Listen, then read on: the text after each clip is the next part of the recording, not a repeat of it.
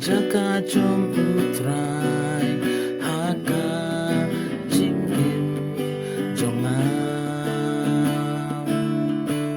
udai tang mau ubadon hasenda hajinjar bad hajing snowba ungan yok nang nu kum uji sujongan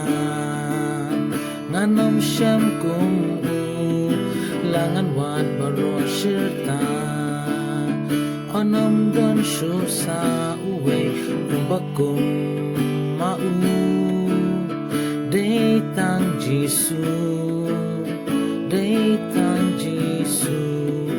Om dan syukum mau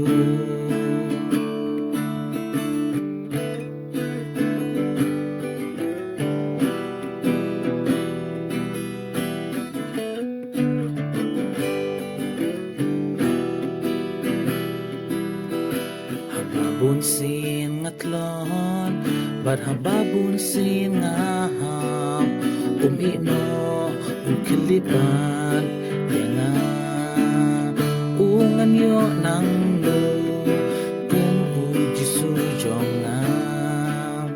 Nganom syem kung langan wat baro syerta Onom don shu sa uwe Lumbakum mau Datang Jisu Datang Jisu Om dan syukum mau Datang Jisu Datang Jisu Om dan syukum mau